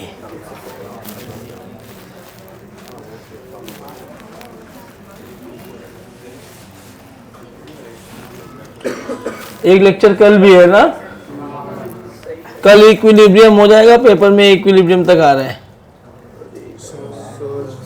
एंड पेपर वीपी का जो मेंस का पेपर है वो मैंने बनाया है। रोटेशनल थोड़ा सा आसान है क्योंकि भी ऑनगोइंग टॉपिक है। बाकी टॉपिक में वाट लगा रखी है, मैंने 3 या 4 ही इजी वाले क्वेश्चन सिलेक्ट किए हैं। टफ है। पेपर के सॉफ्टवेयर में हमने डिफिकल्ट वहां पे बात मांगते हैं ना, डिफिकल्टी लेवल में डिफिकल्ट डाल के पूरा पेपर बनाया है। मार्क्स ऐसे नहीं बनाते पेपर, नहीं। अब 15 मिनट बाद जाना। एक हमारा खुद का सॉफ्टवेयर है। अच्छा, खुद बनाया हो? हाँ, क्या नाम है? उसमें एक्सेस मैं देता हूँ। क्यों बताऊँ नाम? क्यों मतलब आपको ये तो पता नहीं।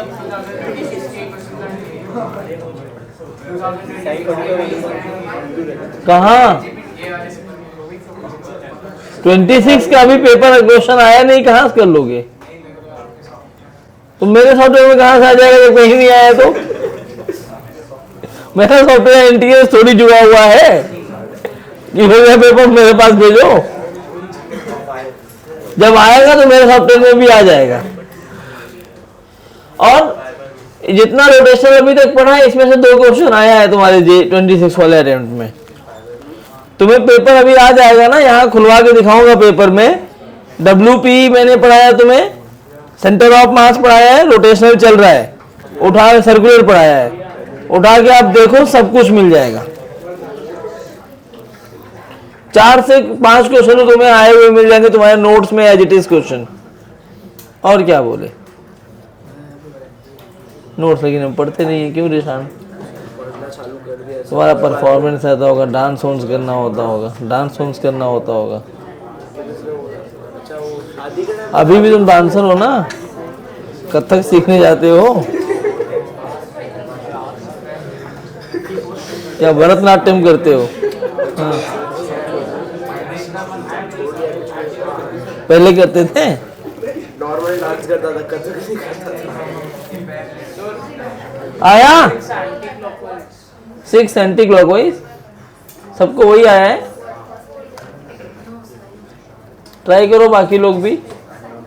थोड़ा सेंटर ऑफ मास इजी डालो ना, कॉन्फिडेंस ही नहीं बन रहा। अब पेपर दे चुका मैं, अब कैसे इजी डालूं? वो चैप्टर में कॉन्फिडेंस ही नहीं बन रहा। कॉन्फिडेंस लाना पड़ता है पढ़ के। कितना एब्सेंट रहा है उस चैप्टर में ये भी देख। इसके लिए पर आपके सब वीडियो देख लिया, तो प्रैक्टिस करो। किसी भी में से ये एफएलटी का पेपर आप हाँ, अभी ये सवाल करो। अभी वही तो बोला मैं, मेंस मैं बना रहा हूँ, एडवांस आंसर बना रहे, दोनों टफ बनाते हैं।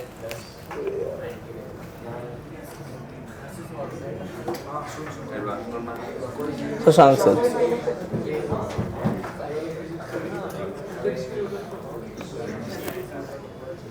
चौधरी, अगर तुम एडवांस के पेपर में नहीं आए,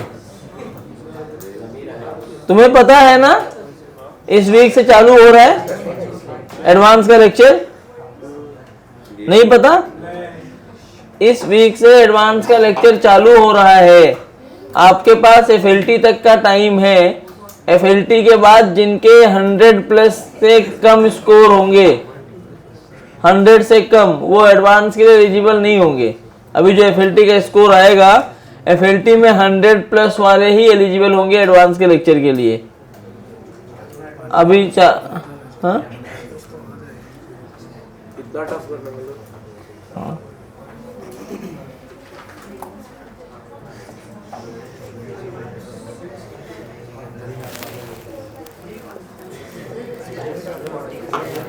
आया बच्चों, नहीं आया ये?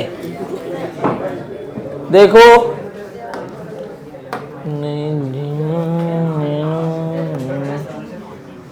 ये वाला फोर्स F1 ले लो, इसको F2, इसको F3। बच्चों ध्यान से देखो, जब टॉर्क अबाउट ओ लिखोगे तो आप टॉर्क लिखोगे F1 का, F2 का, और अच्छा अगर मैं F2 का टॉर्क देखूं तो F2 के लिए ये लाइन ऑफ फोर्स है, ये आर परपेंडिकुलर है। F1 के लिए देखोगे तो ये लाइन ऑफ फोर्स है, ये आर परपेंडिकुलर है। तो F1 के लिए आर परपेंडिकुलर कितना है? ये 5√2, तो क्या ये 5 हो जाएगा? तो F1 के लिए मैं टॉर्क लिखूंगा तो ये बनेगा 5 × 10 और डायरेक्शन R क्रॉस F। क्या बाहर आया है? R क्रॉस F का मतलब बाहर, बाहर को प्लस में लेना है। F2 की डायरेक्शन लिखोगे तो R क्रॉस F, क्या अंदर आ गया है? देखो ये R F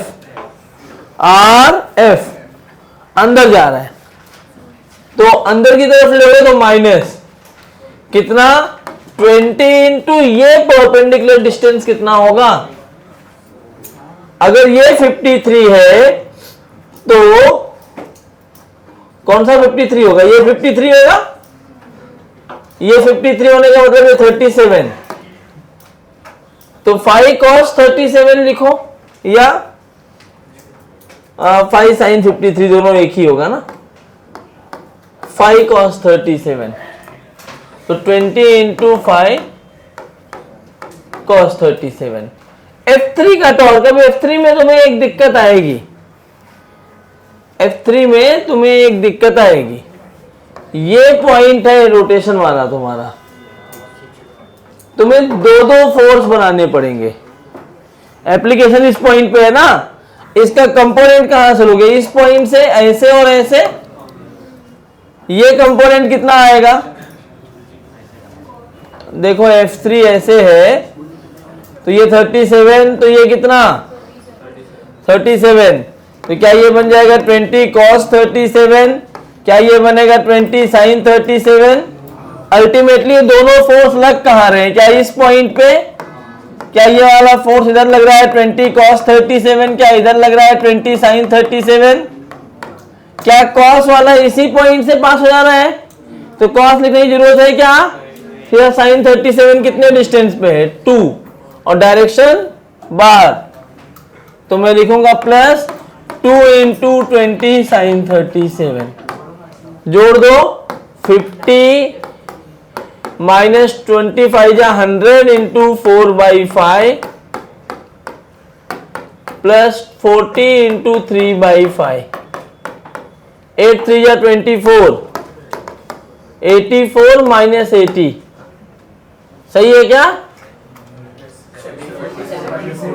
हाँ, तो ये कितना आया? -6 out of the plane. Out of the plane में -6, या इसका मतलब है 6 Nm इनटू द प्लेन। बाहर की तरफ का नेगेटिव किधर होगा? अंदर की तरफ, तो into the plane 6 Nm। This is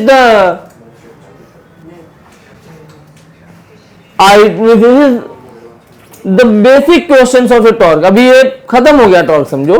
तुम्हें ये निकालना आ गया कि how to calculate torque of a force, of a given force, कोई भी हो सकता है। बस हमें याद क्या रखना है? If line of force is passing through, line of force is passing through point of rotation, torque of that force would be 0। और मल्टीपल फोर्स होंगे तो कैसे लिखना है? आउट ऑफ द प्लेन को पॉजिटिव, इनटू द प्लेन को negative. Correct. आगे बढ़े, हेडिंग बनाइए कपल टॉर्क। अब तुम्हें मजा आएगा, तुम्हारे सिलेबस की बात की जाएगी कपल की।